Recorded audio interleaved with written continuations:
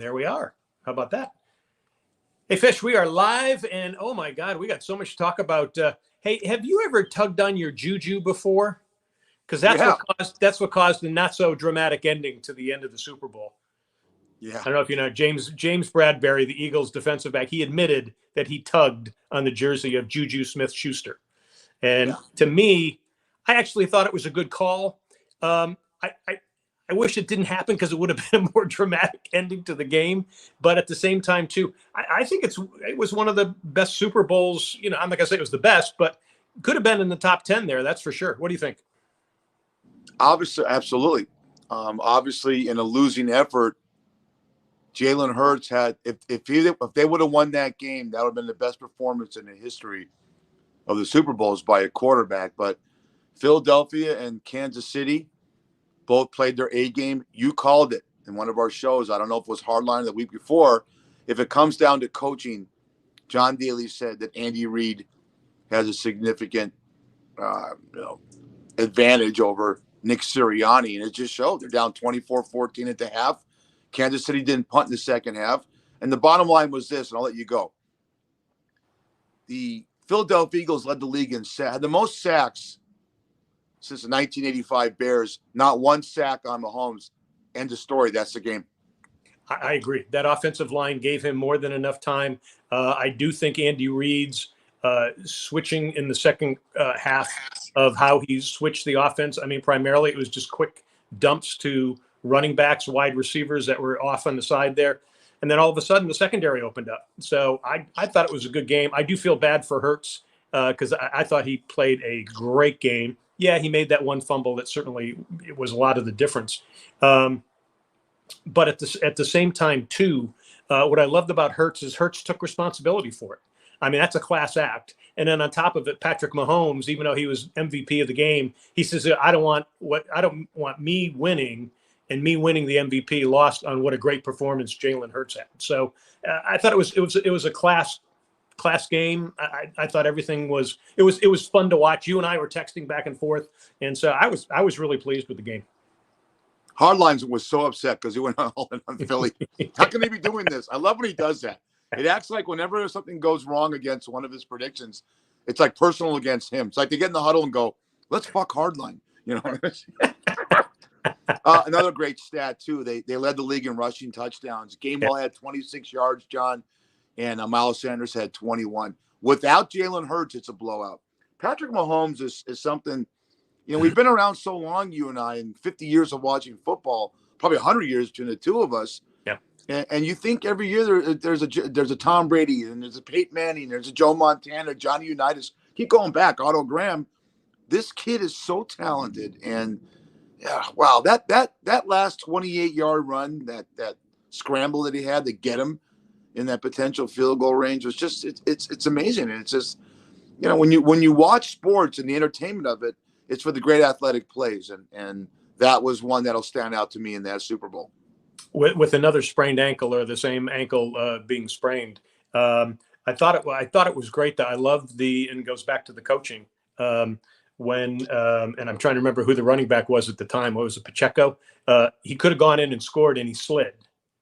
That was McKinnon. It was McKinnon. McKinnon. Okay. Yeah. And I was thinking, like, man, that's just brilliant, and it just kept, it kept Hurts from being the hero. So yeah, great game, great game all around. I'll remember that. Might go back and take a look at it again. Sure. Is it a top 10 Super Bowl? Maybe, I don't know. I mean, there's 57 Super Bowls. You called it from the beginning, and we could put a wrap on it, that if they don't call that call on Bradbury and they let it go, we have a chance for a classic, ending. But it didn't. Kansas City's a better football team. They're better coached, and I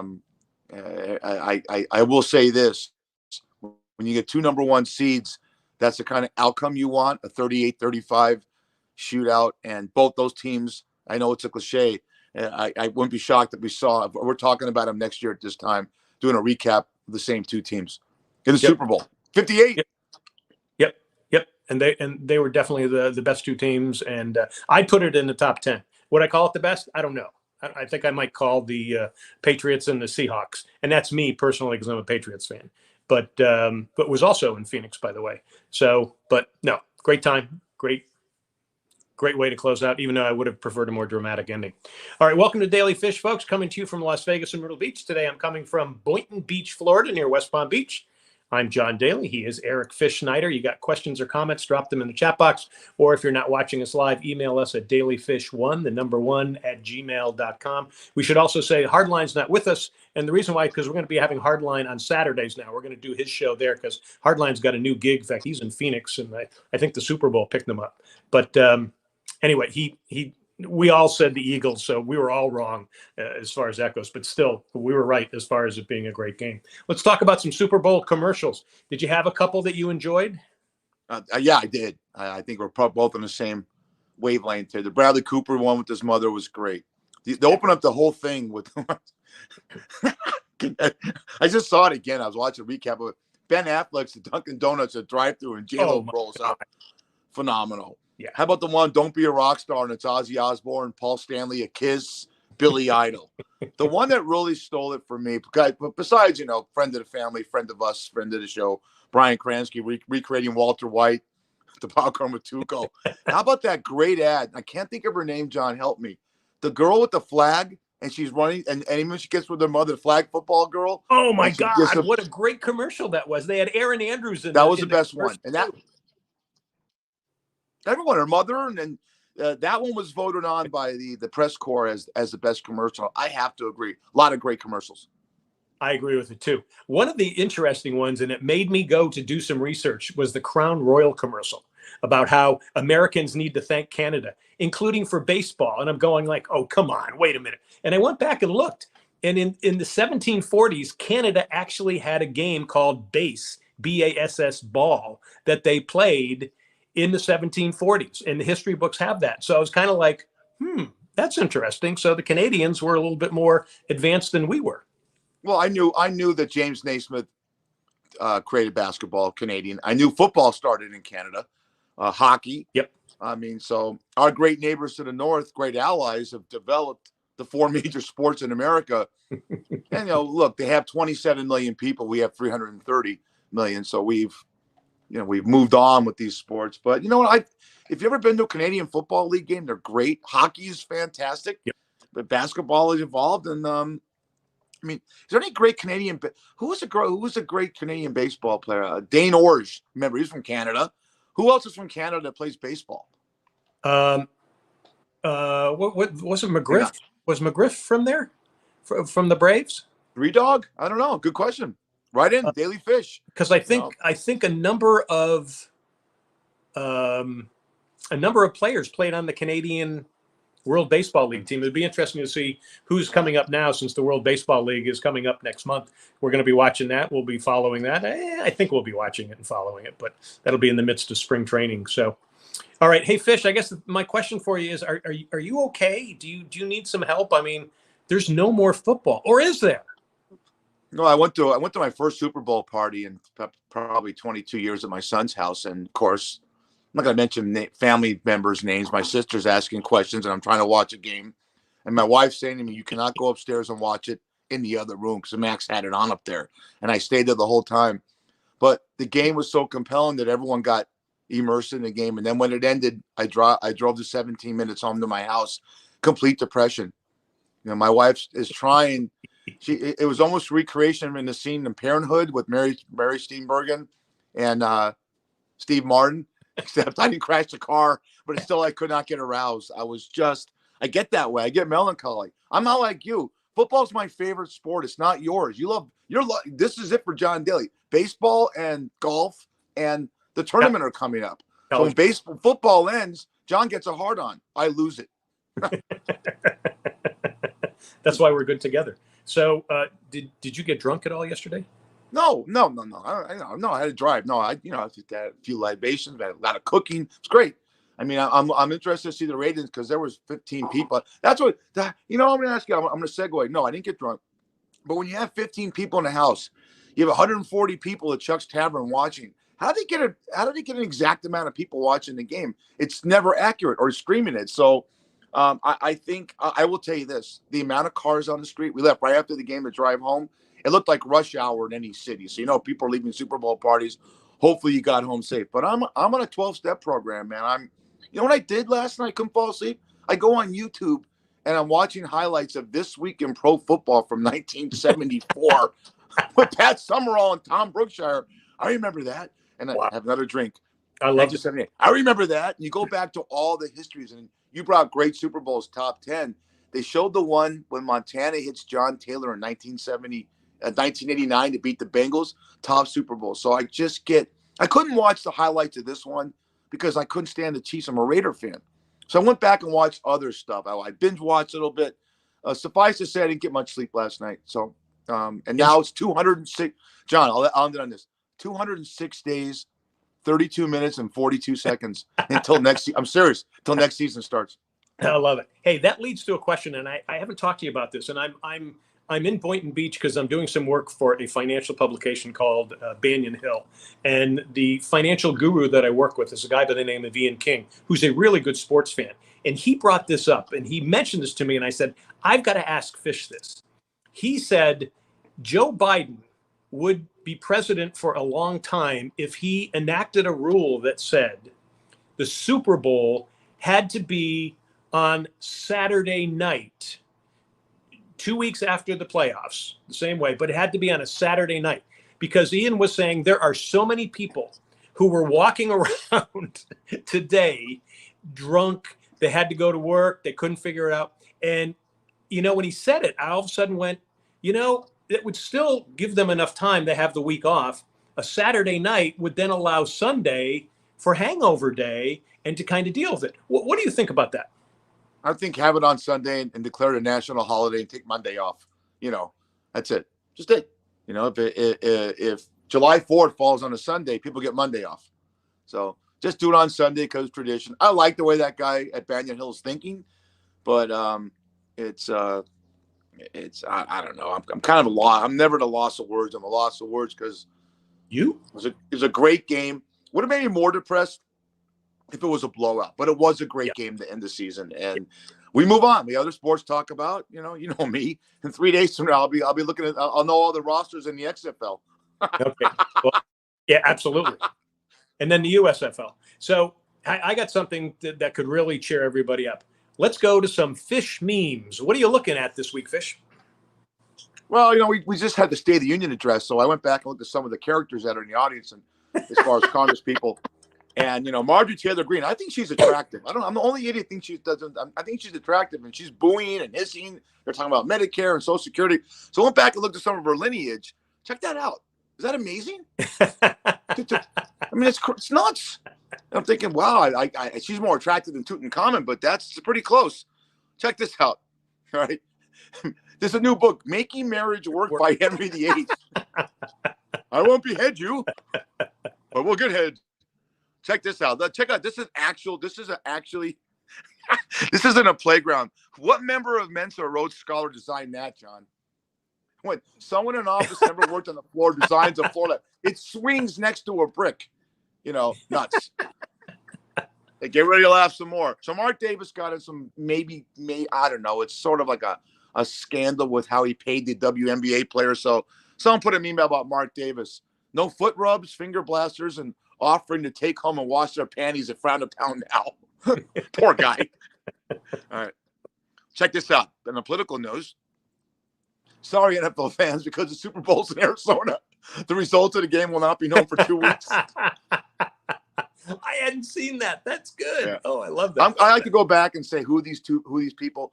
John, tell this great audience that we have, because we have a lot of people that listen, about this great show that came on that really was groundbreaking before the Jeffersons and All in the Family. You remember that? Good Times? I lost you. Well, it was a show called Good Times with J.J. Walker. I didn't watch a lot of it, but I remember seeing it, and I remember thinking it was kind of groundbreaking at the time. That's for sure.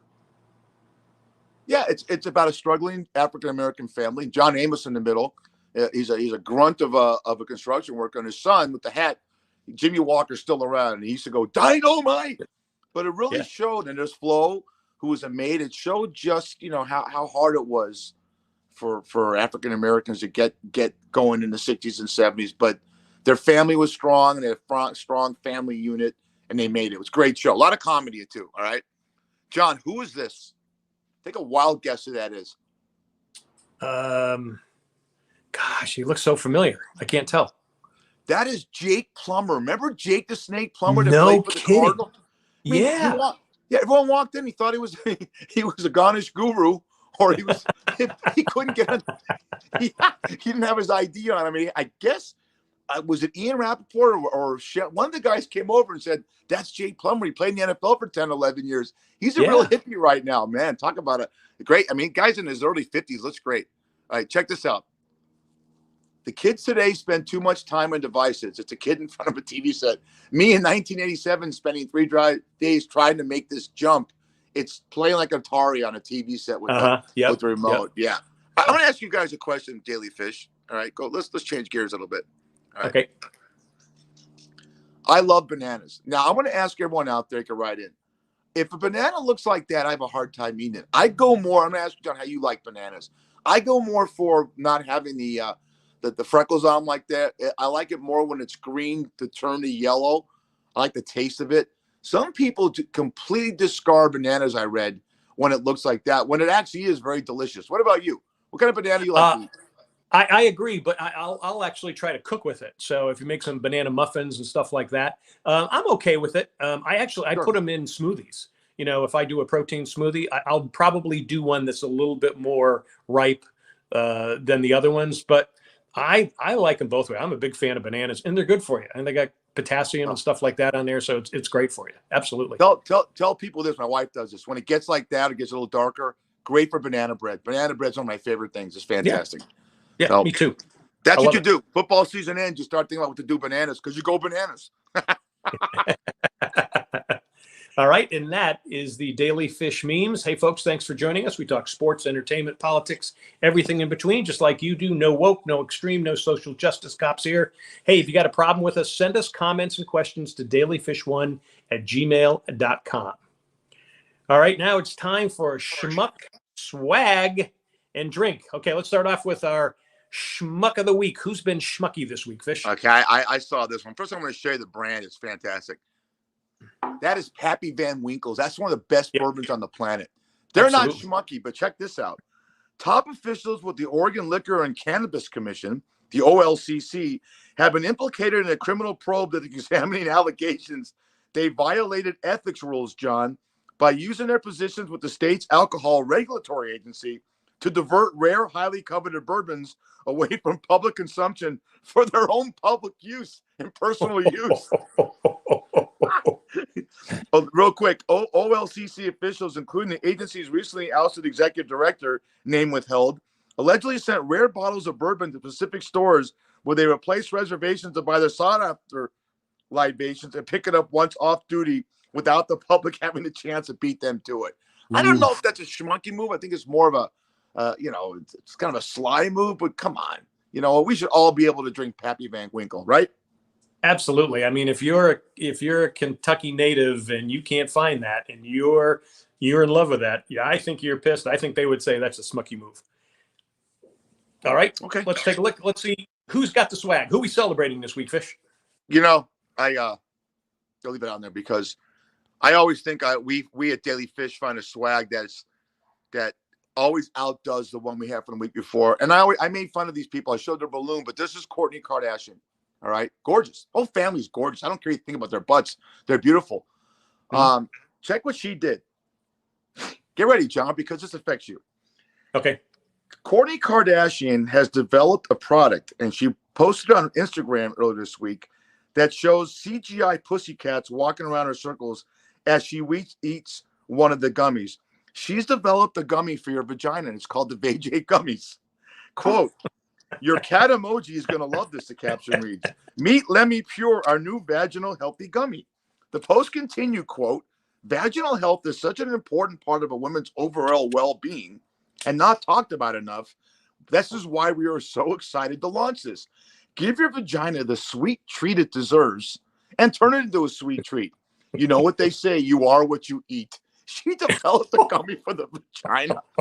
I mean, the Kardashians, they are just great. I have nothing to say but, yeah, baby, Super Bowl is over. It's 206 days. Let's get some puts gummies in a whole new perspective. Beautiful. I love it. All right. We got a toast to that, Fish. After all, we are two guys and we love gummies. So our drink of the week. So what is our drink of the week, Fish? I'm doing Peroni. I went to a beer, Italian beer. One of my favorite beers. They had Peroni's an Italian beer. Okay. And it's green bottle, not Heineken, not Beck's. We served it at Chuck's Tavern. I figured, you know what? Since baseball's starting up, pitchers and catchers report on the 19th, and the first preseason game is the Red Sox. No, the White Sox and the Rangers are on the 25th. You didn't know what I knew that, did you, Daly? All right. Good. So what goes good with apple pie, vagina gummies, and baseball? Beer. Peroni's. Peroni's. Now, if you drink this, do you get Peroni's disease? Yeah, great. Boy, I'll tell you what, man. Yeah. Sorry, folks. That's what happens when he travels. He must have had a nice dump on the plane. No. Oh, yeah. Oh, I texted you when I did. I always do that when I'm on a plane. I text you. Unbelievable. So Boy. I let that. Hey, folks, the Daily Fish Drink of the Week is sponsored by Shucks Tavern in Vegas. Great seafood and drinks in 2 locations. Head to the Shucks Tavern on North Durango. That's on the northwest side of town. Fish is there overnight. Say Daily Fish Podcast. You get a free drink. Do it the next day, a free appetizer. That's Shucks Tavern. Check out Shucks Tavern on Facebook. Again, folks, this is Daily Fish. We are on Facebook at daily.fish.5. You can subscribe there. Also subscribe to us on YouTube. You can listen to us on Spotify, Apple, iHeart, Stitcher, and Amazon. Watch us on Facebook at Myrtle Beach Golf Channel, Myrtle Beach Grand Strand Life. Check out Daily Fish on YouTube and Wingding TV, as well as Hey Vegas TV. You can check out our posts and news that we post on Daily Fish on Facebook and Twitter. Just look for Daily Fish on Facebook and Twitter. And all your betting news is going to be coming on Saturdays with the Daily Fish Hardlines with John Hardison from the Cost of Winning podcast. All right, Fish, let's get into a little bit what's going on, news-wise. Have you seen what's – I know you have, because I think we even talked about this. The earthquake in Turkey. Right now, there are 31,000 people that were killed after that. Now, it's like 7 days later, they're still finding survivors, which is amazing. People are hanging on. It is considered one of the worst earthquakes of all time. We just seem to be getting worse and worse things happening all the time. Are you seeing that? You thinking the same thing? Yeah, I am. It's weird. I'm not a big, fatalist like you are, but it just seems like, when I see things like this, there was a on the North Pole, there was a polar ice cap that broke off, which is the size of Rhode Island. Yeah, that concern. I don't know why that happens. And then what really got me going, and I go both ways on global warming, and I think sometimes we always tend to overthink and overreact. But living in Las Vegas, there's been a big drop off in Lake Mead to the point where they think they'll never get it to the point there it was 15 years ago.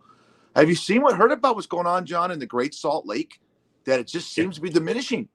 And there's so many, if that happens, that's an ecological hazard. They said there's so many, I guess the way the lake is formatted, the way it's not designed, it's a natural lake, but it's not, it's all salt, like the salt in the sea.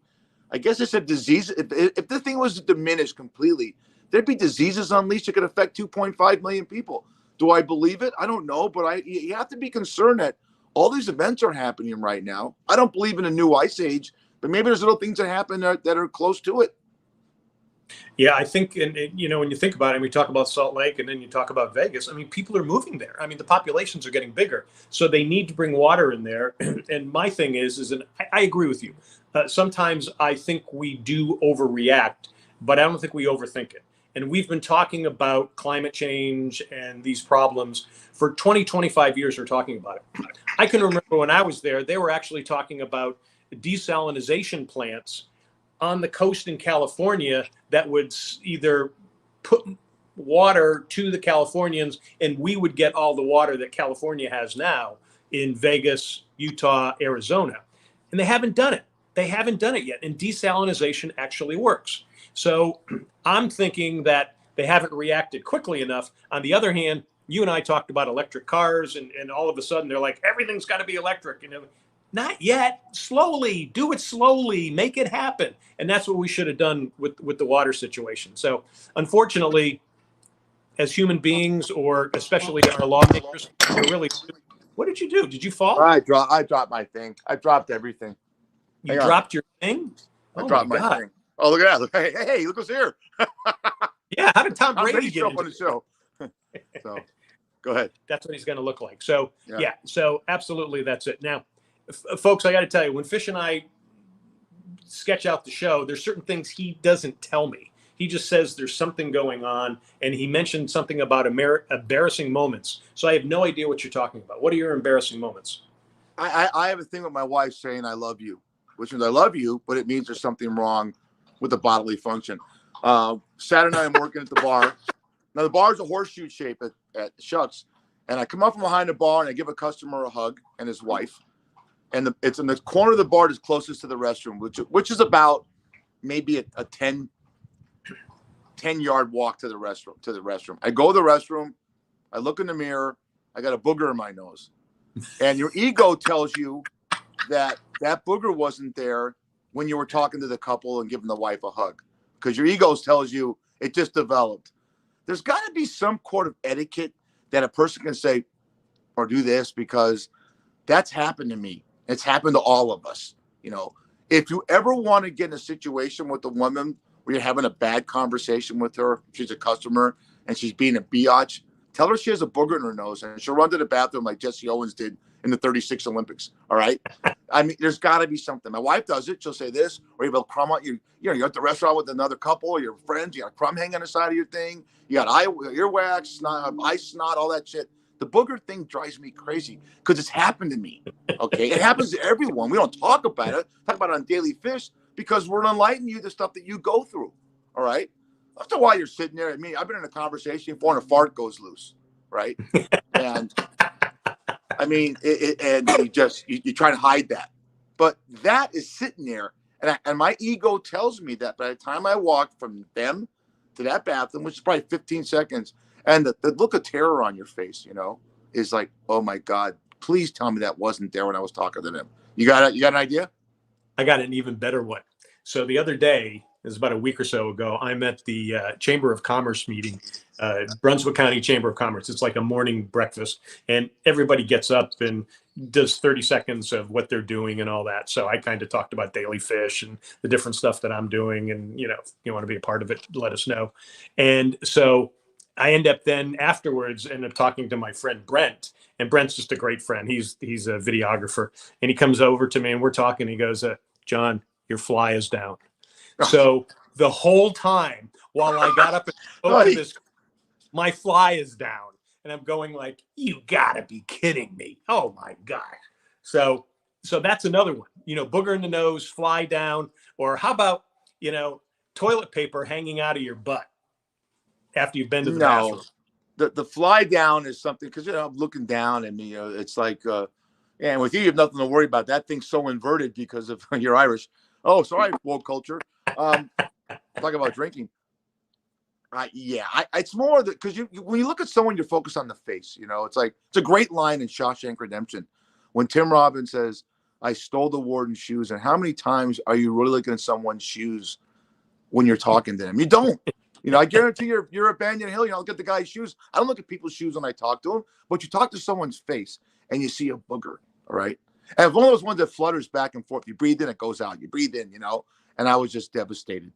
I mean, that's the vibe, that's the vainness in me. And it's happened to me before. There has to be I wish someone would come and give us some etiquette advice here on Daily Fish and what the proper vernacular is. So you say, my wife will say, I love you. And then she'll go, and I'll know. It's like a baseball sign, I like it. Punt, booger in your nose.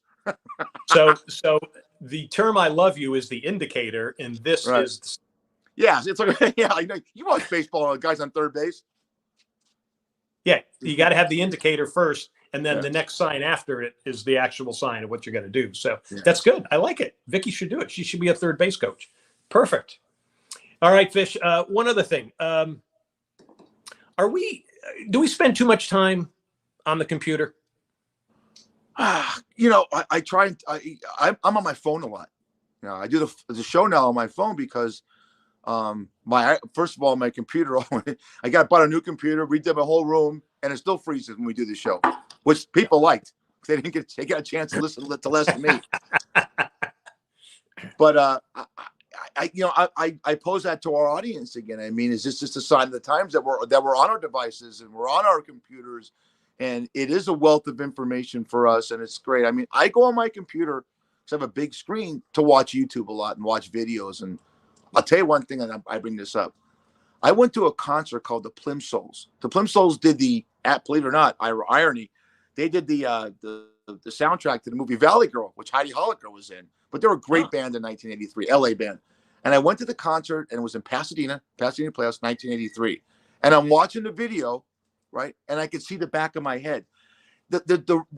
What went through my body was, wait a minute, someone had a video for me from 1983, you know. And thank God they didn't have the back room at Mom's Saloon back then. All right, I'd be in jail somewhere. But the bottom line is, I do that. I pose it to you. I mean, you're on your computer a lot. You're always doing stuff. We're doing podcasts and we're looking for information. I want to know how dangerous that is, and because are we developing the youth in America that they're stuck to that and not outside? When you and I were young, we didn't have it, so we're outside playing ball and playing games and being creative. Cranston talked about us on our interview 5 weeks ago, whatever we had him. He had to be creative. Are we developing a lot of kids? Are we nurturing kids nowadays that are going to be stuck with their heads in a device and not really doing the physical part of their body except for masturbating? I don't know. Well, what I would say on top of that is sometimes they have their heads too much in their phone, so they're not developing their personality. They're not developing personal relationships. Here's one of the interesting things I found, because I'm more on my phone and my iPad now. And one of the things I've noticed, because I'll be in bed, waking up early, and I'll have the phone like this. So I'm holding it like this to do it. What I found is I'm getting inflammation in my left elbow and my left shoulder because I'm holding it like this all the time. And I've actually had to add some treatment done on it. And at first I thought, oh man, I got a torn rotator cuff. How could I have a torn rotator cuff in my left shoulder and I'm right-handed? So there are things like that are happening. But at the same time too, here's the flip side of it, is that, you and I aren't sitting watching 30-minute newscasts anymore. I'm literally, and I can literally get all the news I want 4 or 5 minutes just on the phone because I've got subscriptions to the things I want. I can do my speed reading. I'm in and my out. I post, and I got enough of it. So there's the yin and the yang, but I do think you're right, and I think it's bad for kids that are on it too much. And I actually see adults out. There's a table of adults, and all of them are into their phones. It's like, you guys are out. You should be talking to each other. So yeah, I think there's a yin and the yang with that as well. Well, you talked earlier about I can help your yin and yang, especially your yang. You talked about your fly being open. You have inflammation on your elbow. Why don't you put your phone in your zipper like that? Maybe the inflammation will make your penis harder, this and that, and that'll help your yang. That'd be a nice little. You put it there, you look down, it'd be great. You look down at your phone that's in your unzipped fly. No one can see the booger in your nose. See where we're going with this? Beautiful. I love it. Yeah. Super. All right. Before we head out, let's talk about the defense budget just a little bit. A lot of people are saying, we're cutting our defense budget too much. I think so, but go ahead. Give me your take, Fish. Not that. I don't want to bore. We're on such a great trend here of making people laugh. I looked at that to segue into this. Back in 1985, for our younger viewers, in the Mediterranean Sea, about 862 miles out of Libya. I'm sorry. President Reagan sent a cruise missile from one of our battlecrafts there and hit Muammar Gaddafi's house, and unfortunately killed his daughter. My question to you, since that we're maybe decreasing our defense budget, because I always thought from them we could do that in 1985, John. And we hear about Area 51 here in Nevada. And if you walk on that site, you get shot on sight. What weapons do we have that we don't know about? Because you're talking about 1885 is 40 years ago. What weapons do we have now that we don't need grounds? We don't need troops on the ground, and we don't need, I mean, by the way, I'll tell you, it's really nice for the halftime show. Heard that Rihanna used a lot of the shot down Chinese balloons for the dancers' outfits. So, but I'm saying, what concerns me is what kind of weapons do you think we have right now that are so Star Trek-ish that in the near future, I say 10 to 15 years, the ground troops are going to be obsolete. You think that's possible? Ground troops, pilots, because we'll be having drones.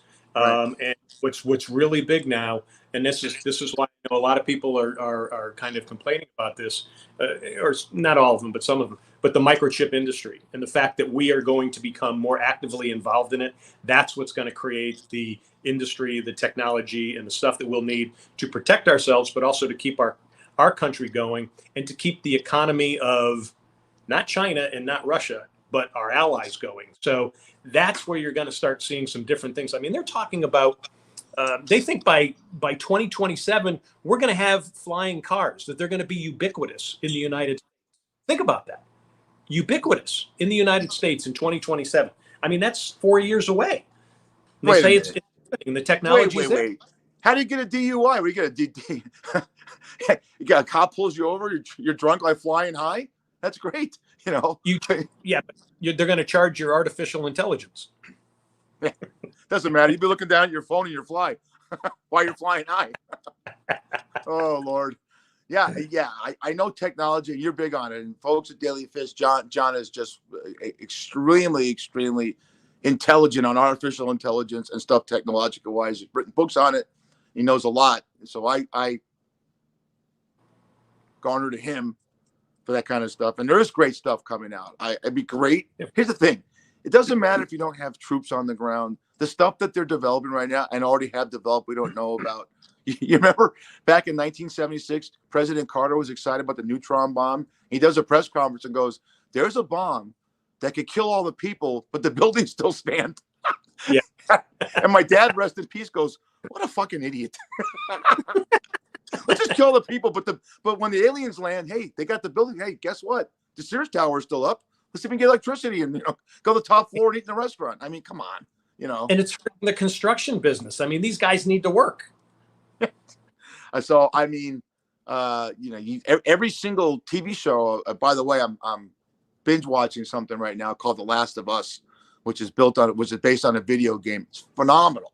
It's on HBO, and it's it's an apocalyptic. It's about a fungus that takes over humanity, and obviously I don't want to give anything away because if I say too much, I can mess it up for someone. But are we going to see a show right now about? Could you imagine taking over a country? Maybe there are shows. Imagine taking over a superpower just by having the threat of something to use that they actually acquiesce to you. Sort of what's happening in Ukraine right now. The Russians are, and I want your thought on this real quick. The Russians are threatening with nuclear bombs, which is why we haven't gone a no-fly zone. Because if things go nuclear, then we're all left. Yep. Right? Yeah, no, absolutely. That's exactly what's happening. It's a great correlation with that series, and I've heard so many good things about that series. So, I mean, there's a lot of tension behind the scenes, and granted, I know you think I'm a Debbie Downer and I'm a doomsdayist, but there's stuff out there that could be very, very scary that could affect us in a number of different ways. Hey, I just want to tell you about one of the binge watchings I'm doing. I not really binge watching. I watched the Elvis movie.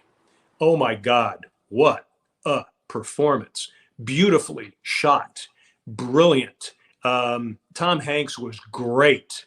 Oh my God, playing Colonel Parker, and I thought it was really interesting. Have you seen it yet, Fish? Yeah, Austin Butler, of course. Austin Butler played Elvis, and I remember him. He played Tex Winter in Once Upon a Time in Hollywood, just a small role, and he has that great scene with Brad Pitt. But what made it brilliant is he did his own singing. That's why when the war, he was so.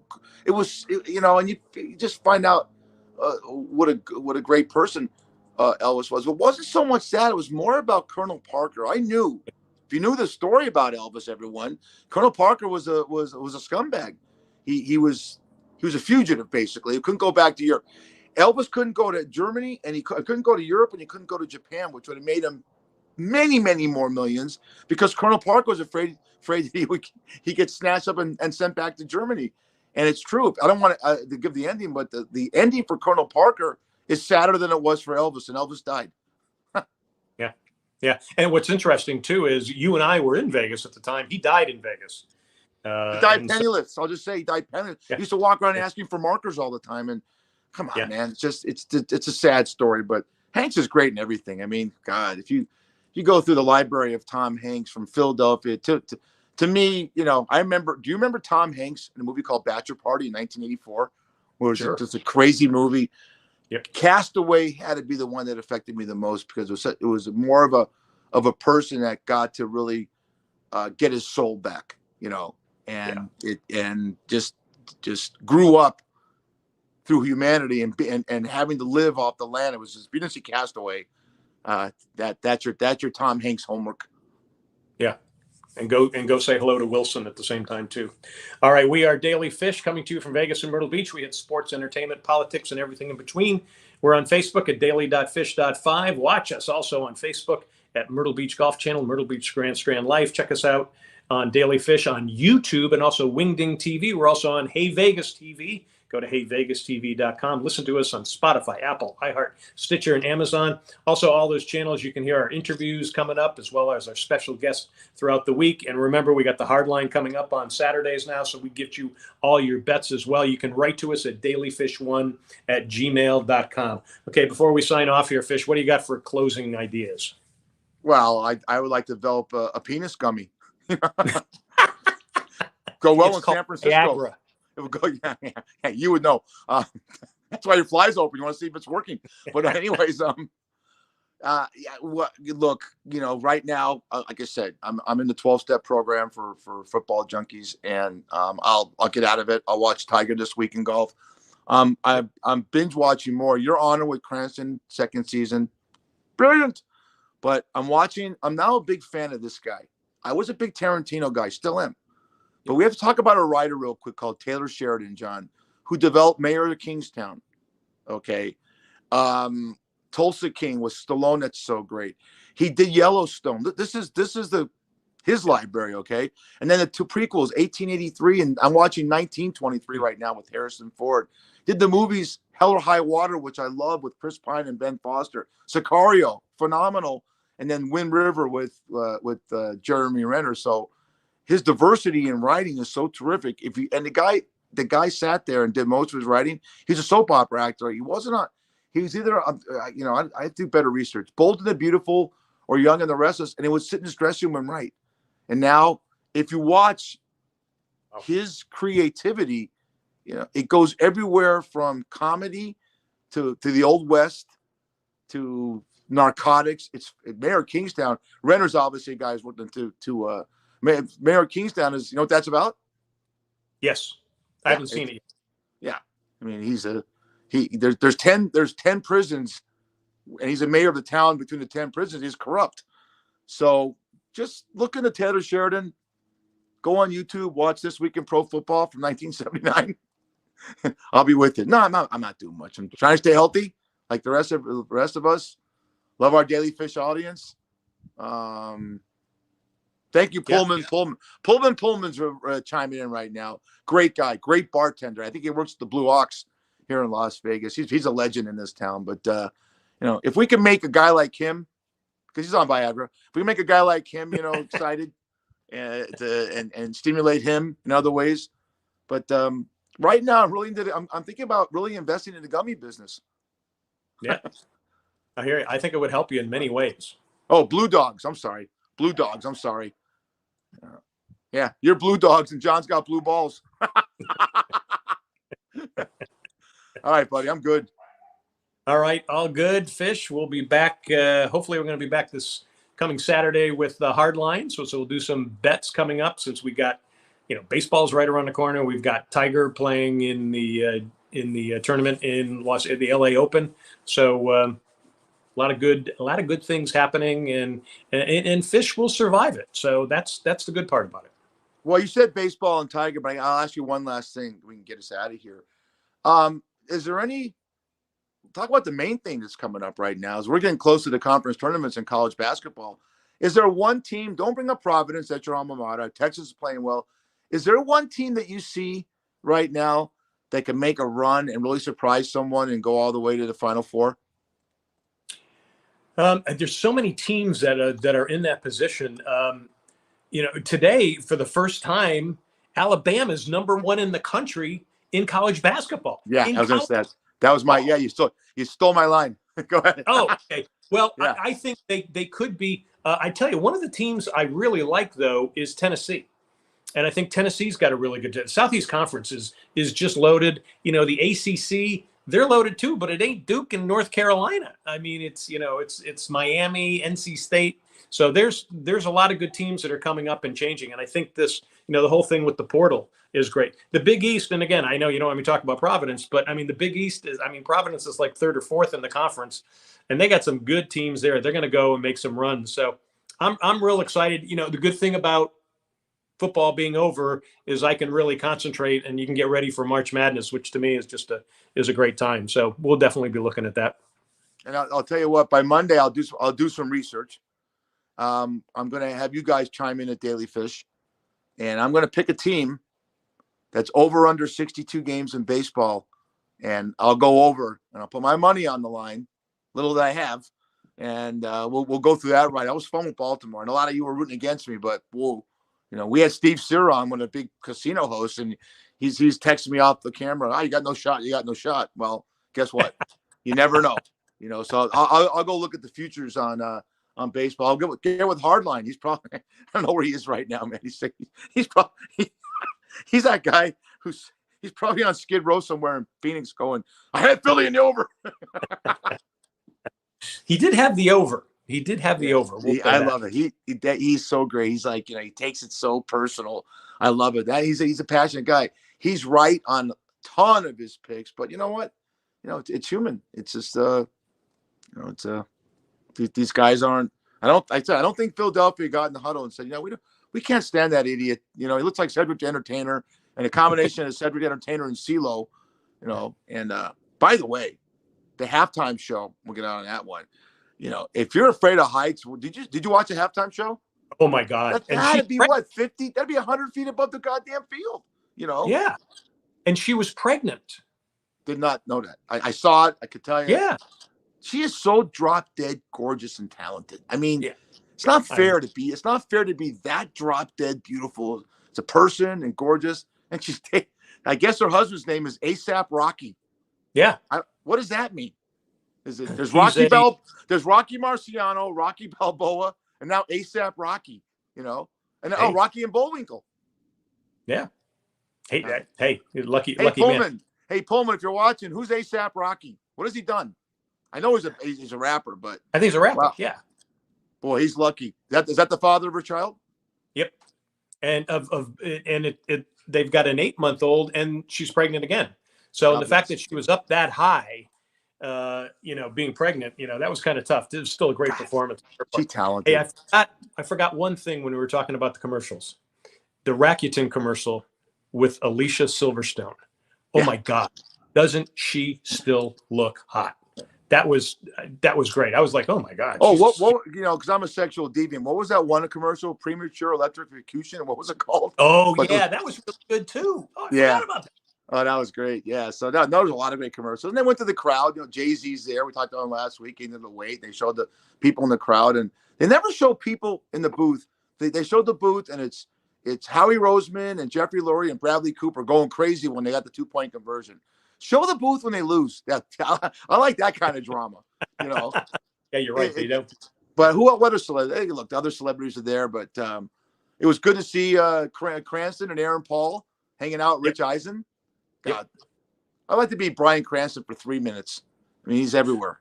Oh. Well, he should thank us because he wouldn't have gotten all those interviews if he hadn't been on Daily Fish first. Sure. Yeah. You hear that, Cranston?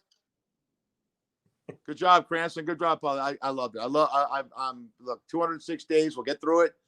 And before you know it, the way you get older, time flies so fast. Seriously, it does. I remember doing our first show, April 21st of 2021, and we're making as much money doing it as we did back then. I know. But it's fun. By the way, folks, if you want to be part of the show, let us know. Write to us at dailyfish1@gmail.com. I'd love to have you be a part of it so you can make a lot too. Yeah. Hey, and shout out to Jesse Hearns. Jesse Hearns is going to I'll get him on. He just, we talked about him on Saturday. If you didn't watch our Hardline show, one of our alumni, Tommy Hitman Hearn's brother, just signed a 5-year, $50 million contract for someone to promote all his spices, because he's just tremendous barbecue sauces and spices, and just assaulted Europe. I met this guy when I managed a place called the Montana Meat Company. Comes in one night about 11 o'clock, and we sat there at 4 a.m. talking. I just started talking to the guy, and we talked about life and sports and became friends ever since. And now he's got a lot of money. Maybe he'll give us some. We'll make him happy. All right, buddy. Absolutely. All right, pal. Talk to you.